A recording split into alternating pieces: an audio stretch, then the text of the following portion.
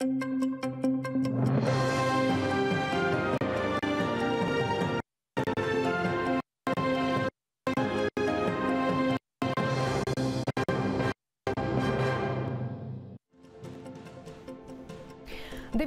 у Києві, 20 в окупованому Криму». Час новин на АТР. Ви дивитеся «Заман».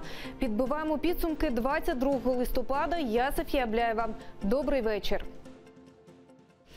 Бомба на українському літаку. Нині в одному з литовищ Стамбула Ататюрк шукають вибухівку на борту одного з українських облавків. Про це повідомляє турецьке агентство Міллет. На своєму сайті видання оприлюднило відеозапис, на якому видно, як літак компанії «Міжнародні авіалінії України» відбуксовують на порожню ділянку аеропорту для проведення інспекції. У департаменті консульської служби МЗС України повідомили, що за ситуацією на місці стежить консул України в Туреччині. Військовий переворот в окупованому Луганську. Бойовики з'ясовують стосунки та ділять владу. Від учора центр Луганська блокують зелені чоловічки на БТРах. Їхній ватажок Плотницький невідомо де, чи у бігах, чи у місті. Його підлеглі, а саме військові самопроголошеної ЛНР, вже просять Олександра Захарченко, ватажка бойовиків так званої ДНР, очолити, зокрема, і окуповану Луганщину. До міста ще вчора заїхала колона військової техніки, радіо і телебачення не працюють, інтернет та мобільний зв'язок лежить. Другий день без телебачення та радіо, з інтернетом і мобільним зв'язком перебої. Центр Луганська блокують зелені чоловічки на БТРах. Місцеві бояться виходити на вулицю. Что-то происходит, не знаю. Я вышла, там загорожено, тут загорожено, перед лицом машут туда. Ще вчора з'явилася інформація, що напружена ситуація в Луганську через конфлікт між лідером терористичної ЛНР Плотницьким і його так званим міністром внутрішніх справ Корнетом. Версій кілька – чи то не поділили російську гуманітарку, чи потоки контрабанди. Факт у тому, що Плотницький через суд усунув свого силовика з посади, той не здався і блокував столицю невизнаної республіки своїми людьми та бронетехнікою. Сьогодні зранку стало відомо про штурм будівлі Генпрокуратури так званої ЛНР. У Луганську веселощі тривають. Озброєні люди штурмом взяли Генеральну прокуратуру ЛНР. Генпрокурор ЛНР Подобрий заарештований. Це людина Плотницького. Де сам Плотницький, чи у Луганську, чи в бігах, невідомо. Зранку в інтернеті з'явилося відео, на якому він проводить нараду з силовиками, які залишилися на його боці. У нас людей взбудоражили, а, як говориться, результат нет. Но, как я и говорил, восторжествует закон, и точка будет поставлена в этом деле. Експерти припускають, Кремль вирішив об'єднати псевдореспубліки під проводом лідера так званої ДНР Захарченка. Ще вчора увечері в інтернеті з'явилося відео, як з Донецька в Луганськ прямувала військова техніка. А сьогодні, як бойовики ЛНР просять Захарченка взяти псевдореспубліку під свій контроль. Олександр Владимирович, прошу вас взяти під своє руководство Луганську Народну Республіку, щоб реалізувати ідею 2014 року створення Новоросії. Тим часом у Міноборони, кажуть, привели Збройні сили, навіть резервні підрозділи, в бойову готовність. У зв'язку зі збільшенням кількості російських військових, а також активізацією найманців, українські Збройні сили готові до будь-якого розвитку подій. Глава держави доручив українському представнику у спільному центрі з контролю та координації питань припинення вогню та стабілізації лінії розмежування сторін активізувати взаємодію зі спеціальною моніторинговою місією ОБСЄ в Україні для інформування західних союзників. Заступник міністра з питань окупованих територій Георгій Тука заявив ЗМІ, що вночі на Луганщину зайшло більше 300 одиниць військової техніки з Росії. Підтверджують активність військових та техніки на окупованій частині Луганщини і в ОБСЄ. Також там кажуть, що зафіксували в самому місті людей у камуфляжі з білими пов'язками. Водночас, що коїться в заблокованій частині Луганська, достеменно невідомо. Спостерігачів туди бойовики не пускають. Реана Алієва, Заман, АТР. Президент України Петро Порошенко підписав указ про призначення Романа Труби головою Державного бюро розслідувань. Спочатку він претендував тільки на посаду заступника цього держоргану. І тільки 13 листопада 2017-го, всього за кілька днів до фінального голосування, написав заяву з проханням додати його до переліку кандидатів на посаду директора. Раніше Роман Труба працював у Генпрокуратурі України, а потім юристом у приватних компаніях.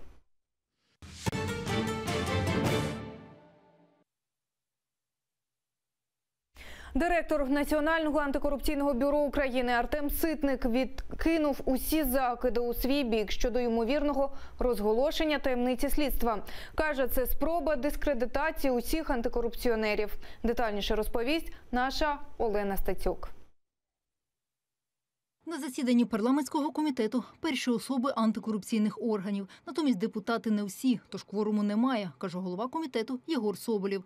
Тому уся подальша робота – лише обговорення, без жодних рішень. Звинувачення директора Національного антикорупційного бюро Артема Ситника – одна з основних тем. Йдеться про аудіозапис, на якому голос нібито схожий на очільника НАБУ зачитує журналістам матеріали прослуховування дружини колишнього військового прокурора Костянтина Кулика. Запис тиждень тому оприлюднив на цьому ж комітеті депутат Антон Геращенко. Натурой? В чем дело?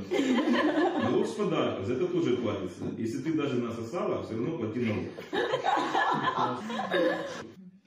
Минулого тижня Генпрокуратура порушила справу щодо можливого розголошення даних слідства. Після тижневого мовчання Артем Ситник заявив, під час спілкування з журналістами жодних таємниць не розголошував. Жодного разу при будь-якому форматі зустрічі з журналістами мною особисто ніяких порушень закону допущено не було. Тому всі ті слова, які я казав в відкритих інтерв'ю, які я казав при зустрічах з журналістами, які я казав в форматі off records, я готовий повторити on records, не боячись порушити будь-яку норму закону. На засідання запросили голову спеціалізованої антикорупційної прокуратури Назара Холодницького. Його заступник Володимир Кривенко каже, шеф у лікарні. На слова Артема Ситника відповідає, смішити журналістів особистими даними посадовців, а це чутно на записі, низько. Та головне, дозволу на це не було. Лише прокурор, який надає дозвіл на відкриття цих матеріалів, на розголошення, прокурорам такий дозвіл не давався. Антон Геращенко, із заяв якого і закрутилася справа, впевнений. Артем Ситник уникає чіткої відповіді, чи його голос на записі, тож слідство має встановити істину. Артем Ситник был приглашен в Генеральную прокуратуру и не пришел. Если он будет и дальше игнорировать требования о необходимости допроситься в качестве свидетеля, будет четко показывать о том, кто на самом деле виноват. При цьому Геращенко відкидає, що дана справа проти очільника НАБУ – помста за так звану справу рюкзаків проти сина міністра МВС Арсена Авакова. Сам же Артем Ситник вважає, війни між антикорупційними органами немає, але є дискредитація антикорупціонерів. Ці гарячі дискусії свідчать про те, що все ж таки в Україні створено блок антикорупційних органів, які почали дійсно наступати на такі точки, коли реакція на цей наступ вже переходить всі межі допустимої істерики. Із засідання Ситник пішов раніше, спілкуючись з журналістами буквально на ходу. Сам же комітет роботу закрив, не ухваливши жодного рішення. Олена Стецюк, Асан Емінов, Заман, АТР. Росія порушує Женевську конвенцію. Про це делегації Конгресу місцевих і регіональних влад Ради Європи повідомив лідер кримських татар Мустафа Джемілєв. Зокрема, він наголосив на порушенні прав людини на анексованому півострові. Зустріч відбулася на Банковій за участі глави адміністрації президента Ігора Райніна. Голова делегації Конгресу зазначила, що надзвичайно стурбована ситуацією із утиском кримських татар в анексованому Криму.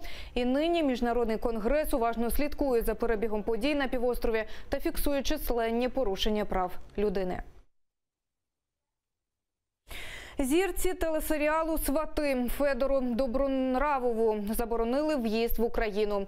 СБУ закидає акторові підтримку анексії Криму і відвідини окупованого півострову. Торік в'їзд до країни заборонили колегам цього актора по телесеріалу Миколі Добриніну та Людмилі Артем'євій.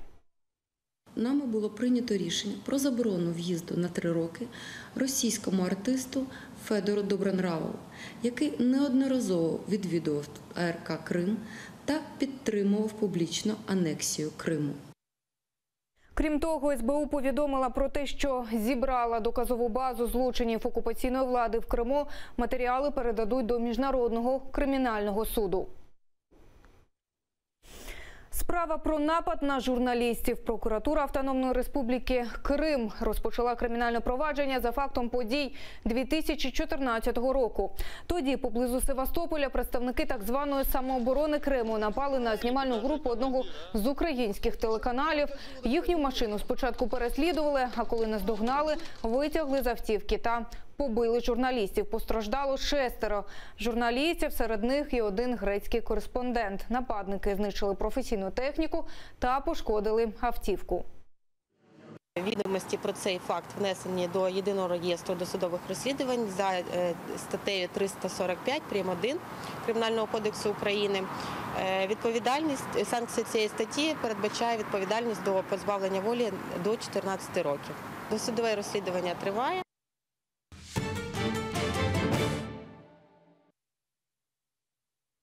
У Київському музеї грошей Нацбанку презентували пам'ятну монету до 100-ї річниці першого Курултаю кримсько-татарського народу. На монеті номіналом у 5 гривень зображені символи кримсько-татарського народу.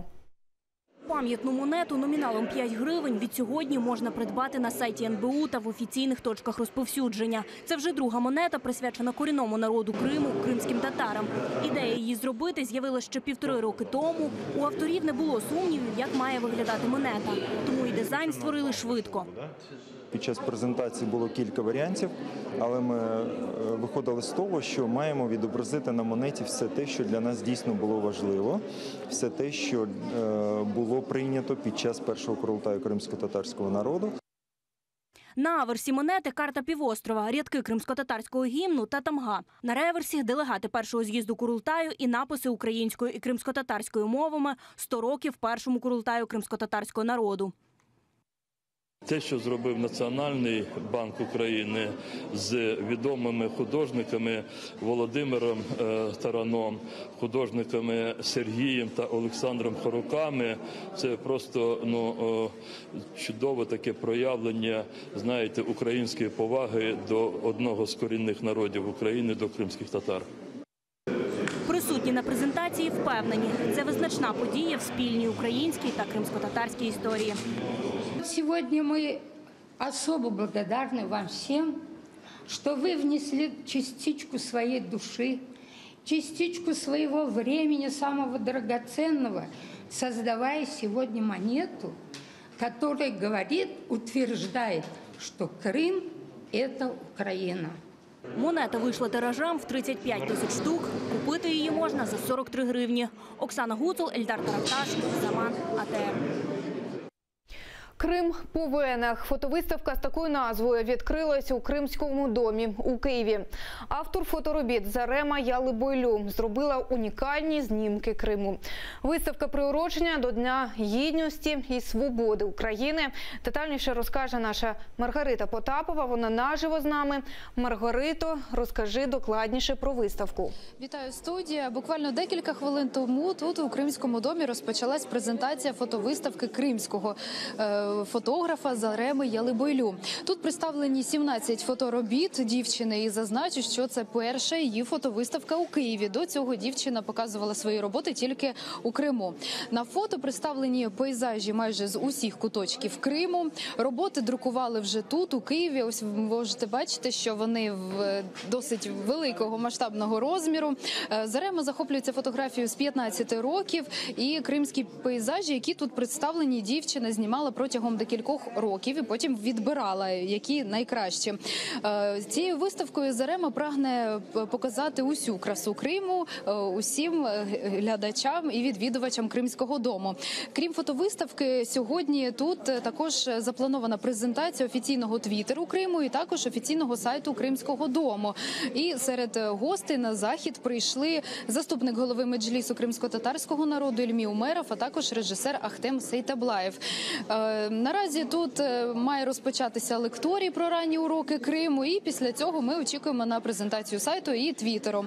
І побачити роботи фотохудожниці усі бажаючі можуть до кінця року, тож запрошуємо до 31 грудня. І це поки вся інформація, більше подробиць дивіться вже в наступних випусках «Заман». На цьому в мене все. Студія. Це була наша Маргарита Потапова. Вона перебуває у Кримському домі, де кримський фотограф Зарема Ялибойлю презентує свої унікальні світлини.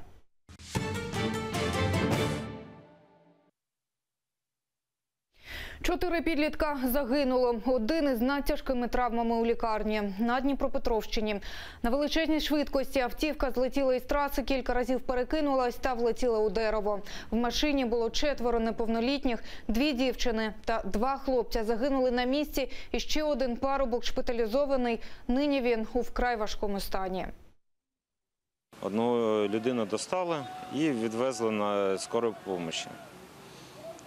5 тіл було достато завдяки гідравлічному інструменту. Водій автомобіля Nissan Almera 97-го року народження попередньо не впорався з керуванням, виїхав за межі проїжджої частини, де саме сталося зіткнення з деревом. Призначені ряд експертиз – це трасологічна експертиза, судмедекспертиза і експертиза технічного стану транспортного засобу, саме для того, щоб встановити, що могло спричинити вказану аварію. Тернопільський депутат побив копів. Місцевий народний обранець надавав штурханів поліцейському і потягав за волосся його напарницю. Патрульні приїхали за викликом через неправильно запаркований автомобіль, але коли підійшли до машини, її водій почав лаятися і врешті накинувся на поліціянтів. Зірвав нагрудну камеру, розбив телефон та влаштував бійку. Довелося викликати підкріплення. Відомо, що бешкетник – депутат обласної ради і пересувається на інвалідному візку. Серед тамтешніх депутатів є такий лише один – свободівець Олександр Башта. Йому загрожує виправні роботи 2 роки або 6 місяців в'язниці. Він наніс удар мені в голову, зірвав шапку, схватив за волосся і різко за волосся потягнув вниз до землі, при цьому вирвавши значну кількість волосся. Жетон був втрачений після нанесення удару в голову, і коли, я кажу, потягнув мене за волосся різко. Я знаходилася буквально за пару сантиметрів до землі, і він зміг схватити за жетон, який був причіплений до куртки. Я людина військова і навчений перемагати. Відповідно, якщо мене ображають в будь-який спосіб, чи словами, чи, не дай Бог, фізично, я даю гідну відсіч. Причому гідну таку відсіч, що іноді буває не 100%, а 101%. Так і в цьому випадку сталося.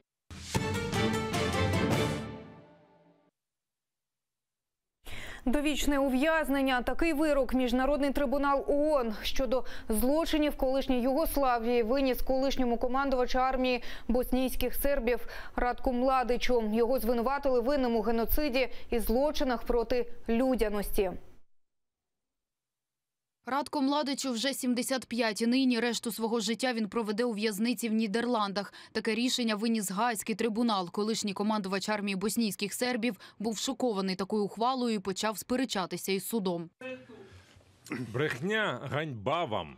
Пане Младич, сядьте. Пане Младич, якщо ви будете продовжувати в такому дусі, ми вас виведемо із зали суду. Радко Младича визнали винним за 10 звинуваченнями. Мої колеги довели, що в злочинців був намір знищити більшу частину боснійських мусульманів в кількох районах. Це важливий та новий висновок. Судді погодились, що це злочини проти людяності і порушення правил ведення війни, і що саме Младич несе відповідальність за них. За вироком спостерігали родичі жертв армії Младича, переважно всі мусульмани, адже саме вони постраждали найбільше від війни в Боснії та Герцеговині. Лише в одній Сребрениці війська Младича вбили 7 тисяч чоловіків та хлопчиків-мусульман. Я відчуваю себе щасливою, бо нарешті прийшла відплата через 22 роки. Я салютую суду в Гаазі як мати, як сестра і як дружина. Радко Младич переховувався від міжнародного трибуналу впродовж 16 років. Його арештували в 2011-му під час операції сербських спецслужб і відправили до Гааги. Вироком Младичу завершилась робота і самого міжнародного трибуналу ООН щодо злочинів колишньої Югославії. Він був створений за рішенням ООН в 1993 році. Жертвами війни в Боснії та Герцеговині стали понад 100 тисяч людей. Людмила Іванова, Заман, АТР. В столиці Грузії спецоперація по знищенню терористів тривала добу і завершилася буквально щойно. Троє ліквідовані, один затриманий. Ймовірні злочинці з учора засіли в багатоквартирному будинку. До нього під'їхали 4 бронетранспортери, а будинок оточили загони спецпризначенців.